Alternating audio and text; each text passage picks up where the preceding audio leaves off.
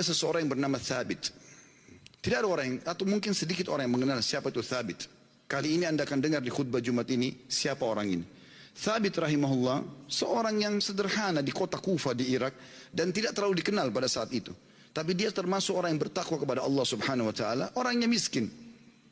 Dia jalan di salah satu jalan di Kufa, dia lewati satu kebun apel. Kemudian ada apel yang jatuh dari kebun itu karena matang jatuh di depan dia.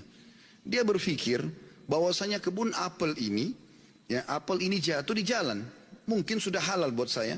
Dia ambil sama dia makan. Sementara dia mengunyah dan sudah habis setengah apel itu, tiba-tiba dia berpikir, halalkah untuk saya ini? Bagaimana bisa saya tiba-tiba mengambil yang walaupun jatuh di jalan tanpa izin pemiliknya?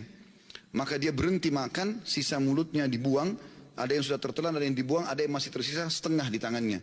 Lalu dia segera dengan ketakutan masuk ke dalam kebun tersebut mencari.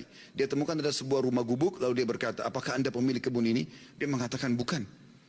Pemilik kebun ini jaraknya 1 hari dari sini.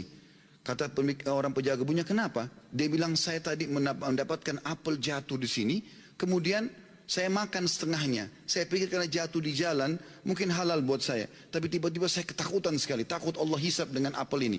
Tolong Anda halalkan. Kata pemilik kebunnya atau penjaga kebun pun karena dia bertakwa sama Allah, dia nggak langsung main halalin. Dia mengatakan, sungguh tidak ada di tangan saya wenan itu. Pemilik kebun ada 1 hari dari sini. Kata Thabit rahimahullah, demi Allah saya akan datang ke sana. Jalan sehari semalam jalan kaki hanya untuk mencari kehalalan setengah apel yang sudah dia makan. Karena takutnya dihisab hari kiamat. Begitu dia datang ketemu sama pemilik kebun itu, kemudian pemilik kebun itu ditanya sama dia, Thabit bertanya, apakah Anda pemilik kebun yang ada di sini dan di situ? Dia mengatakan iya. Dia bilang, saya jauh-jauh datang sehari semalam perjalanan karena kemarin kejadiannya begini. Saya temukan ada apel jatuh satu dari pohon Anda di jalanan, lalu saya memakannya karena saya lapar. Kemudian saya tiba-tiba ketakutan pada saya sudah makan setengah. Setengahnya sudah ada sebagian saya makan, sebagian sudah saya buang, ini setengahnya tersisa. Walaupun sudah busuk saya tetap bawa. Tolong halalkan. Orang tersebut melihat halal gitu. Lalu kemudian dia mengatakan, pemilik kebunnya mengatakan, apakah kau jauh-jauh datang untuk itu? Dia bilang iya. Kata pemilik kebunnya, saya akan halalkan sama kamu tapi dengan satu syarat. Kata Thabit, apa syaratnya? Kau harus nikahi anak saya. Kata pemilik kebun itu, kau harus nikahi anak perempuan saya. Tapi kau perlu tahu sebelum kau nikahi, anak saya itu tuli, nggak bisa mendengar, bisu nggak bisa ngomong, buta nggak bisa melihat, dan lumpuh nggak bisa bergerak.